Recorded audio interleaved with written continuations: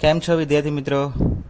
ધોરણ 11 ફિઝિક્સના chapter number 2 એકમ અને માપનના લાસ્ટ લેક્ચરની અંદર આપણે ઘણા એવા ટોપિકના દાખલાની એ ગણતરી શીખ્યા હતા. ફર્સ્ટ ઓફ ઓલ એના અગત્યના મુદ્દા પણ જોયા હતા અને ત્યારબાદ દરેક મુદ્દાને ધ્યાનમાં રાખીને એના દાખલા એ ગણતરી કરી હતી. વિદ્યાર્થી મિત્રો, આમ તો આપણે જ્યારે પણ ટોપિક શીખ્યા છે તો એ ટોપિક રિલેટેડના મોસ્ટલી ન્યુમેરિકલ એ જે તે ટોપિક પછી જ કવર કરેલા જ હતા, પણ અમુક એવા પણ ન્યુમેરિકલ છે કે જેમાં ઘણા બધા ટોપિક્સ એક સાથે એ ધ્યાનમાં લેવા પડે અને એટલા માટે આપણે એને અલગથી એ ગણતરી કરીએ છીએ. મિત્રો, શરૂઆત કરતાં પહેલાં આજના અગત્યના મુદ્દા એ જોઈએ. એમાં ફર્સ્ટ જે ટોપિક છે, પહેલો પોઈન્ટ જે છે એ છે સાર્થક અંકોના નિયમો. સાર્થક અંકો અને તેના નિયમો. આ મુદ્દો પહેલામાં પહેલો શીખવો જરૂરી છે કે સાર્થક અંકો કોને કહેવાય અને કોઈ પણ સાર્થક સંખ્યામાંથી સાર્થક અંક નક્કી કરવા માટેના નિયમો પણ એ આપણે અગાઉના પોઈન્ટમાં જોયેલા જ છે. મિત્રો, કોઈ પણ સંખ્યા, એક એક્ઝામ્પલ ખાલી તમને હિન્ટ આપી દઉં એટલા માટે, કોઈ પણ સંખ્યા હોય, માનો લો કે ઉદાહરણમાં લઉં છું 0.006095. મને આ એક સાર્થક સંખ્યા આપેલી છે અને આની અંદરથી મારે સાર્થક અંકોની ગણતરી કરવી છે, તો એ કેટલા હશે એના માટે તમને નિયમ ખબર હોવી જોઈએ. એક નિયમ એમાં એવો હતો કે પહેલાં પહેલું તો તમે રકમ જોઈ શકો છો અને સંખ્યા 0 પોઈન્ટથી શરૂઆત થાય છે, એનો મતલબ કે આ સંખ્યા 1 કરતાં કેવી છે?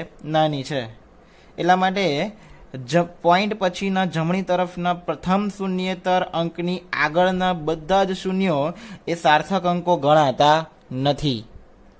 બરાબર? પોઈન્ટ પછીના એટલે કે દશાંશ ચિહ્ન પછીના આગળ વધવાનું પહેલો શૂન્યેતર અંક, શૂન્ય સિવાયનો કયો આવે છે? 6. એની આગળના એક પણ શૂન્યો એ સાર્થક અંકો ગણાતા નથી. તો અહીંયા કયા સાર્થક અંકો ગણાય? 6, 0, 9, 5. પ્રશ્ન થાય કે સર આ 0 ને કેમ સાર્થક અંક લીધો? નિયમ એવો પણ હતો કે 6 અને 9 એ બંને શૂન્યેતર અંકો કહેવાય, શૂન્ય સિવાયના અંકો કહેવાય. જો એ બેની વચ્ચે કોઈ શૂન્ય આવતું હોય તો એ શૂન્યને તમે સાર્થક અંક તરીકે ગણતરી લેવી પડે. ક્લિયર? તો આ એક નિયમો ધ્યાનમાં રાખવાના અને એના અકોર્ડિંગ ટુ ન્યુમેરિકલ એ તમારે સોલ્વ કરવાના. મિત્રો, આમાં એક મહત્વની વાત એ યાદ રાખવાની છે કે કોઈ દાખલો આપેલો હોય એમાં લઘુત્તમ અંકો હોય, લઘુત્તમ અંકો સુધી રાઉન્ડ ઓફ કરવું. રાઉન્ડ ઓફ કરવું એનો મતલબ એવો થાય છે કે કોઈ રકમ આપેલી હોય, એની અંદર એક રકમની અંદર 4 સાર્થક અંકો હોય અને બીજી રકમની અંદર 3 સાર્થક અંકો હોય અને તમે જે જવાબ લાવો છો એ જવાબમાં તો ઘણા બધા અંકો આવે છે, તો તમારે એને રાઉન્ડ ઓફ કેટલા અંકો સુધી કરવું? તો જે રકમમાં સૌથી લઘુત્તમ અંકો જેટલા રહેલા હોય ત્યાં સુધી તમારે એને રાઉન્ડ ઓફ કરવાનું હોય છે. બરાબર? એક ખાસ મુદ્દો આ ધ્યાનમાં રાખજો. નંબર 2, બીજું એક પોઈન્ટ હતો એ છે પારિમાણિક સૂત્ર. પારિમાણિક સૂત્ર. મિત્રો, કોઈ પણ ભૌતિક રાશિ આપેલી હોય એનું પારિમાણિક સૂત્ર, એના પરિમાણ કેવી રીતે બનાવવા એની માહિતી એ આપણે શીખ્યા હતા. ખાલી એક સામાન્ય એક્ઝામ્પલ લઈને એ આપણે વિચારીએ આગળ. તો હું એક ભૌતિક રાશિ તરીકે લઉં છું. શું લઉં છું? ક્ષેત્રફળ. ક્ષેત્રફળનું પારિમાણિક સૂત્ર બનાવવું હોય તો એના માટે મારે એના મૂળભૂત રાશિ સાથેનો સંબંધ દર્શાવવો પડે અને એ સંબંધ માટે ક્ષેત્રફળનું સમીકરણ શું થાય? તો કે ભાઈ લંબાઈ ગુણ્યા પહોળાઈ. લંબાઈ ગુણ્યા પહોળાઈ. હવે આપણે એના પરિમાણ તરફ જઈએ. લંબાઈ એટલે એને સંજ્ઞામાં શાની વડે દર્શાવાય? તો કે L વડે. લંબાઈ કેટલી વખત છે? હાલમાં 1 વખત, એટલે L/1 ગુણ્યા પહોળાઈ. પહોળાઈ પણ શાની અંદર આવે? એક પ્રકારની લંબાઈ જ કહેવાય, એટલે એને પણ શાના વડે દર્શાવાય? L વડે. ક્લિયર? એટલે L વત્તા L ટોટલ કેટલા વખત થાય છે? 2 ઘાત, એટલે L/2. તો ક્ષેત્રફળમાં લંબાઈના એ કેટલા પરિમાણ કહેવાય? તો 2 પરિમાણ. મિત્રો, ધ્યાન રાખજો, કોઈ પણ સંજ્ઞાની ઘાત બતાવી હોય ને એ ઘાતાંકને જે તે વસ્તુના, જે તે ભૌતિક રાશિના પરિમાણ કહેવાય. ક્લિયર? એટલે અહીંયા લખવું હોય તો શું લખાય? તો કે લંબાઈના કેટલા પરિમાણ છે? તો કે 2 પરિમાણ. ક્ષેત્રફળમાં લંબાઈના એ 2 પરિમાણ રહેલા છે. ઓકે, ક્લિયર છે? નેક્સ્ટ એક આના રિલેટેડના પણ એ તમારે એ ન્યુમેરિકલ સોલ્વ કરવાના છે. ત્યારબાદ એક મહત્વની વાત શીખવા તરફ જઈ રહ્યા છે. એમાં માની લો કે 1 મોલ વાયુ આપેલા છે ના પરમાણુની સંખ્યા, એમાં કેટલા પરમાણુ રહેલા છે એ શીખવું હોય તમારે. મિત્રો તમે ચેપ્ટર નંબર 1 કેમેસ્ટ્રી રસાયણ વિજ્ઞાનમાં ચેપ્ટર નંબર 1 શીખી રહ્યા છો. એ જમાં એક કિંમત આવેલી હશે જેનું નામ છે એવોગ્રેડો અંક, જેને આપણે દર્શાવીએ છીએ NA, એવોગ્રેડો નંબર NA, અને જેની વેલ્યુ આવી હતી 6.022 ગુણ્યા 10⁻23. આનો એકમ થાય પરમાણુઓ અથવા અણુઓ પર મોલ. એટલે કે આ એવી સંખ્યા છે કે જે 1 મોલ વાયુમાં પરમાણુઓની કિંમત બતાવે છે. એનો મતલબ એવું કહેવાય કે 1 મોલ વાયુમાં કેટલા પરમાણુઓ રહેલા હોય? તો કે 6.022 ગુણ્યા 10⁻23 જેટલા પરમાણુઓ કે અણુઓ રહેલા હોય છે. કેટલા વાયુમાં? 1 મોલ વાયુ દીઠ રહેલા અણુઓની સંખ્યા. એટલે આ વસ્તુ તમારે એ ખાસ ધ્યાન રાખવાની છે. કેમ? કારણ કે આ જ નંબરના એટલે કે એવોગ્રેડો અંકને ધ્યાનમાં રાખીને, મોલની સંખ્યાને ધ્યાનમાં રાખીને પણ આજના લેક્ચરમાં દાખલા એ ગણતરી કરવા તરફ જવાના છે. ઓકે, તો આ મુદ્દાઓ ખાસ ધ્યાનમાં રાખજો. ધ્યાન આફ્ટર આપણે શરૂઆત કરીએ છીએ દાખલાઓની. નેક્સ્ટ વિદ્યાર્થી મિત્રો, નેક્સ્ટ એક દાખલો છે ઉદાહરણ નંબર 2.13.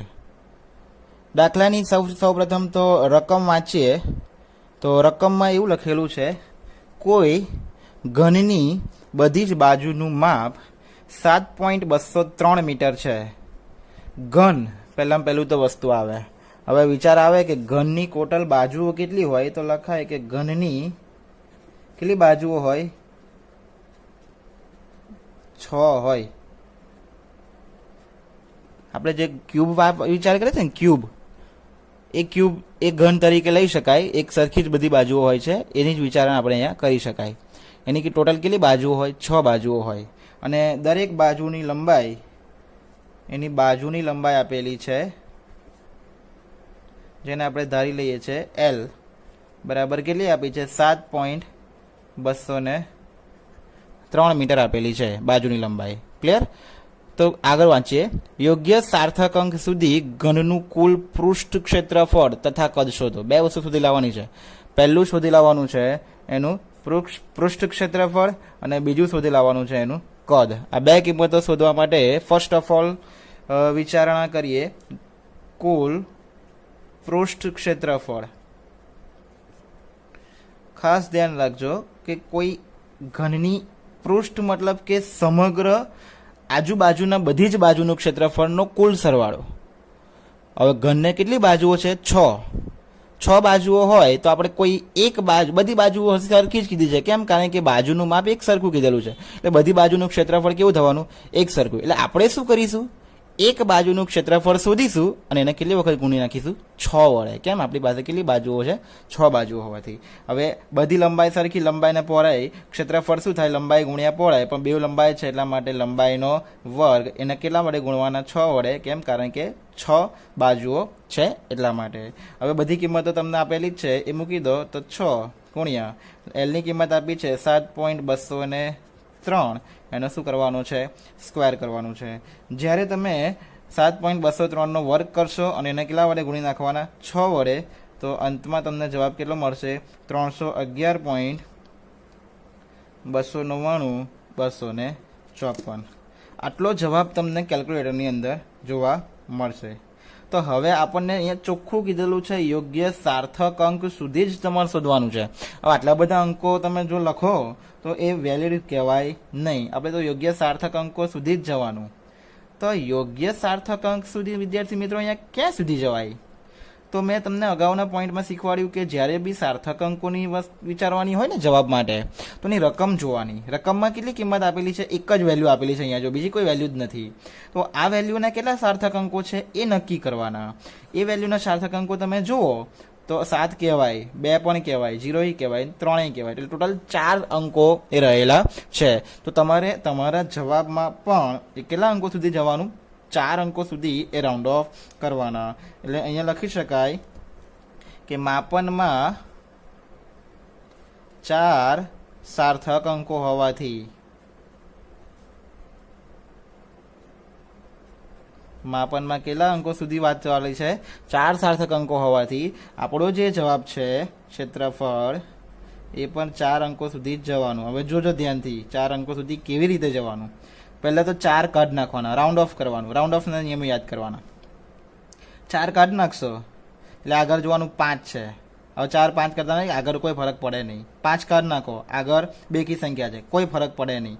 9 કાઢ નાખો, 9 ની આગળ 9 છે એટલે એમાં એક ઉમેરો એટલે 10 થઈ જાય. 10 એટલે આગળ એક વધી આવી જાય એટલે કેટલા થઈ જાય? અહીંયા 3, 1 2 3 અને 4 એટલે તમારે કેટલા લગીને લખવાનું હોય? 311 પોઈન્ટ કેટલા થઈ જશે?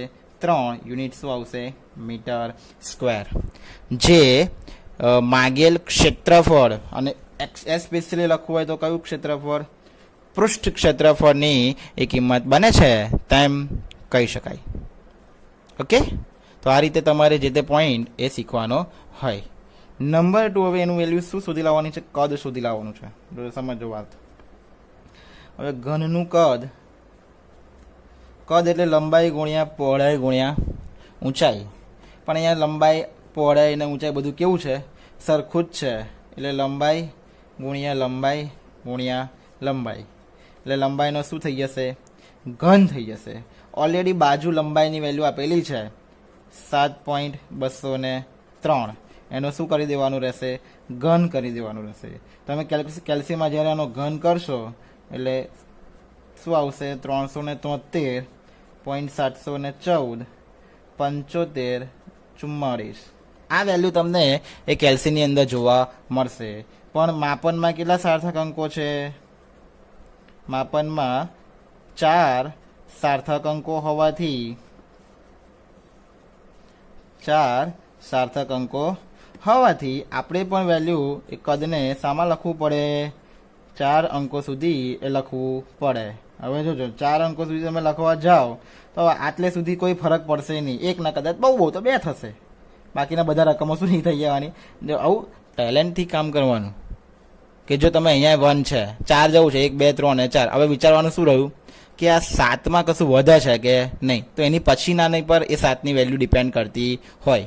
હવે આ 1 છે, કદાચ આ 4થી 1 વધતો હોય તો 2 થાય, તો એ 5 કરતાં કેવો છે? નાનો જ છે. એટલે તમે આ 1ને કાઢો તો આગળ કોઈ ફરક પડવાનો નથી. તો 373.7 એકમ શું આવશે? Metre cube. જે તમારો ન્યુમેરિકલનો ક્ષેત્રફળ અને કદનો જવાબ મળે છે તેમ કહી શકાય.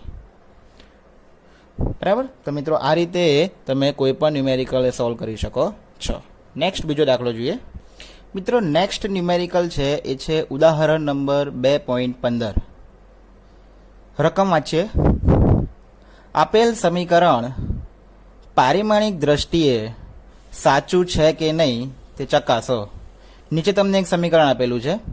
એ સમીકરણ પારિમાણિક દ્રષ્ટિએ સાચું છે કે નહીં એ તમારે ચકાસણી કરવાની છે.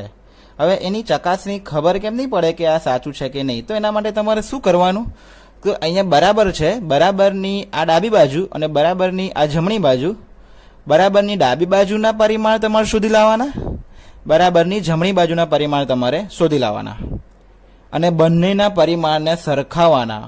જો બંનેના પરિમાણ એક સરખા થતા હોય એનો મતલબ થાય છે કે આપેલ સમીકરણ એ પારિમાણિક દ્રષ્ટિએ એ કેવું છે? સાચું છે. બરાબર. તો તમારે આ બંનેના પરિમાણ શોધી લાવવા પડે. એમાં તમે સમજી લો કે જ્યાં એમ આપેલા છે એ એમ શું બતાવે છે? અહીંયા દળ, સ્મોલ એમ બંને બાજુ દળ બતાવે છે. વી આપેલા છે એ બતાવે છે વેગ.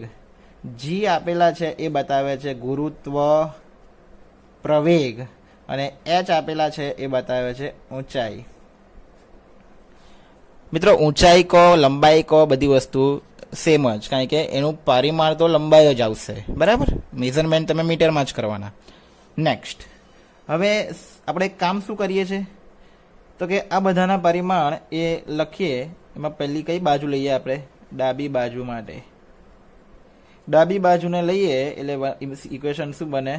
1/2 mv². હજુ આપણે પરિમાણ નહીં લખતા.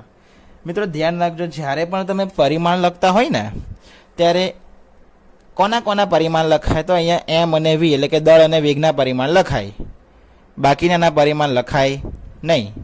તો હવે એના માટે એની આગળ 1/2 છે એનું શું? તો ક્યારેય પણ પારિમાણિક સૂત્રમાં અચળ કિંમત ગણતા નથી, એટલે 1/2 તમારે લખવાની જરૂર નથી. એટલે હવે ડાયરેક્ટ આપણે એમના શું લખીએ છીએ? પરિમાણ. એમ એટલે દળ. દળ માટે આપણે કેપિટલ એમ બતાવીએ છીએ. એમની કેટલી ઘાત થશે? 1 ઘાત. વી. વી એટલે વેગ. વેગનો એકમ થશે મીટર પર સેકન્ડ. મીટર એટલે કે એલ, પર સેકન્ડ એટલે કે ટી. ટીની સેકન્ડ સ્ક્વેર એટલે સેકન્ડની 1 ઘાત એટલે l⁻⁻1 એટલે L1 અને t⁻⁻1 એનો શું કરવાનો છે? આપણે સ્ક્વેર કરવાનો છે. કેમ? કારણ કે v નો સ્ક્વેર છે. એટલે તમારો આ સ્ક્વેર બંનેને ગુણાકારમાં લેવો પડે. ધેટ મીન્સ વેલ્યુ શું આવે? m⁻1 એવા ને એવા l⁻2 t⁻2. આ 1 જોડે 2 અને -1 જોડે પણ 2 ગુણવા પડે. બધાને ભેગા કરો તો એક જ કૌંસમાં લખી નાખો m⁻1 l⁻2 t⁻2. આ ડાબી બાજુના તમારા પરિમાણ આવે છે, જેને આપો ઇક્વેશન નંબર 1. ક્લિયર? તો આ રીતે તમારે એવેલ્યુએશન લખવી પડે. ખાસ ધ્યાન રાખજો, જ્યારે પણ પરિમાણિક સૂત્ર લખો ત્યારે ચોરસ કૌંસમાં તમારે દર્શાવવા જરૂરી છે. નાવ હવે કોના પરિમાણ લખીએ? જમણી બાજુના. જમણી બાજુના પરિમાણ પણ જ્યારે લખો ત્યારે બંને એ શું થવા જોઈએ? મેચ થવા જોઈએ. લખીએ સમીકરણ. mgh આપ્યું છે. m એટલે દળ. દળ એટલે એમની કેટલી ઘાત? 1 ઘાત. g એટલે પ્રવેગ. પ્રવેગ એટલે મીટર પર સેકન્ડ સ્ક્વેર. મીટર એટલે l⁻1 સેકન્ડ સ્ક્વેર છે, પર છે એટલે t⁻2. અને h એટલે લંબાઈ. લંબાઈ એટલે l⁻1.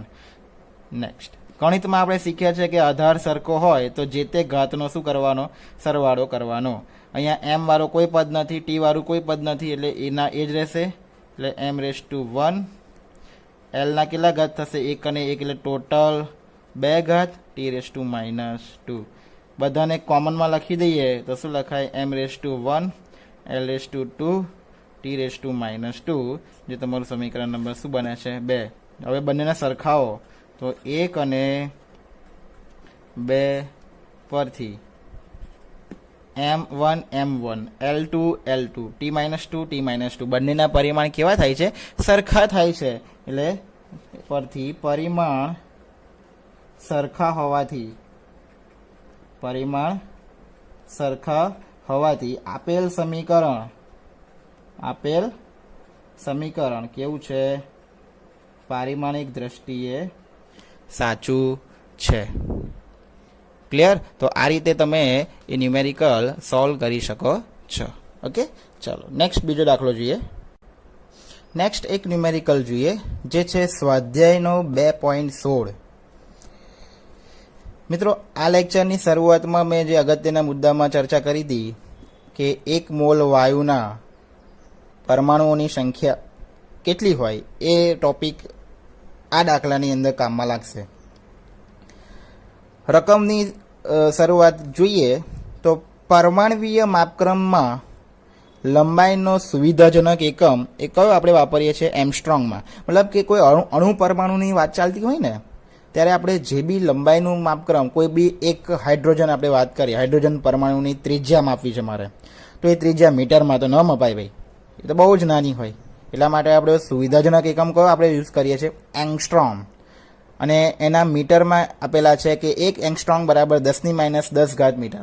એકચ્યુઅલી આ વેલ્યુ આપણે લંબાઈના વિસ્તારવાળો જે સેકન્ડ વિડીયો આ ચેપ્ટરનો એની અંદર ઓલરેડી જોઈ ચૂકેલા છે, એમાં પણ તમે જોઈ શકો છો. રકમ આગળ વાંચીએ. હાઇડ્રોજન પરમાણુનો વિસ્તાર 0.5 એમસ્ટ્રોંગ છે. આ વિસ્તાર એટલે તમને એની ત્રિજ્યા આપેલી કહેવાય. એટલે પહેલી વેલ્યુ જે આપેલી છે એ શું આપેલી છે? હાઇડ્રોજન પરમાણુની ત્રિજ્યા ત્રિજ્યાને આપણે દર્શાવીએ છીએ શાના વડે? રેડિયસ આર વડે. આર બરાબર આપેલા છે 0.5, એકમ લખવો આપેલો છે એંગસ્ટ્રોમ. તો 1 મોલ હાઇડ્રોજન પરમાણુઓનું આણ્વિક કદ મીટર ક્યુબમાં કેટલું હશે? ખાસ ધ્યાન રાખજો, આણ્વિક કદ શોધી લાવવાનું છે. કદ કોનું? હાઇડ્રોજન પરમાણુનું. સામા કયા એકમમાં શોધી લાવવાનું છે? Metre cube. સામા આપેલું છે એંગસ્ટ્રોમમાં. અને એટલા માટે જ તમારે એંગસ્ટ્રોમના મીટર કેટલા થાય એ સમજવું જરૂરી છે. ક્લિયર? એટલે તમારે એંગસ્ટ્રોમના મીટર બનાવવા માટે જે રકમ હોય એને 10⁻10 વડે ગુણો તો એ શામાં કન્વર્ટ થઈ જશે? મીટરમાં. એટલે પહેલી આરની વેલ્યુ તમે કન્વર્ટ કરો તો આર બરાબર વેલ્યુ શું થઈ જશે? 0.5. એંગસ્ટ્રોમના મીટર કન્વર્ટ કરવા હોય તો કેટલા વડે ગુણી નાખવાના? 10⁻10 યુનિટ શું થઈ જશે? તમારો મીટર. ઓકે.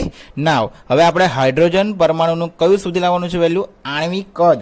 એટલે કદ એટલે તો અહીંયા ખાસ સમજો. આણ્વિક કદ મતલબ કોઈ પણ વસ્તુનું કદ,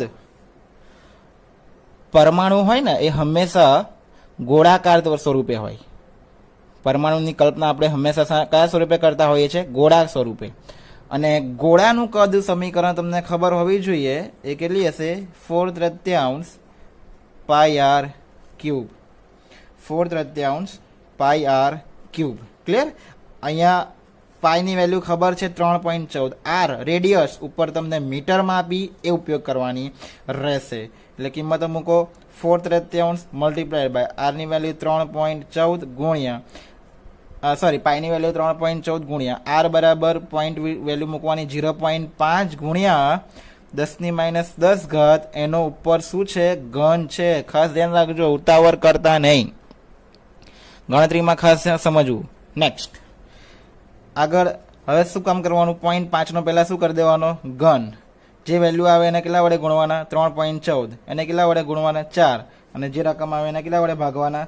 3 વડે. તો તમે જ્યારે આ ગણતરી કરશો ત્યારે જવાબ શું મળશે? 0.5233 ગુણ્યા, હવે 10ની ઘાત સોર્ટ આઉટ કરવાની. આ 10ની ઘાતનો શું છે? ઘન. એટલે ઘાતોનો ગુણાકાર થઈ જાય એટલે 10ની માઇનસ કેટલી ઘાત થશે? 30 ઘાત. ઓકે. તમારે શિફ્ટિંગ કરવું હોય પોઈન્ટને તો 0 પછીનો પોઈન્ટ છે 5 અને 2 ની વચ્ચે લઈએ, કઈ બાજુ ખસીએ છે? જમણી બાજુ. ઘાતમાં 1ની બાદ બાકી એટલે 5.233 ગુણ્યા 10ની માઇનસ 30 તો હતી, કેટલી થઈ જશે? 31 ઘાત. કદ છે એટલે એનો એકમ શું આવશે? Metre cube. આ તમારું શું બનશે? આણ્વિક કદ. ઓકે, સમજમાં આવી ગઈ વાત?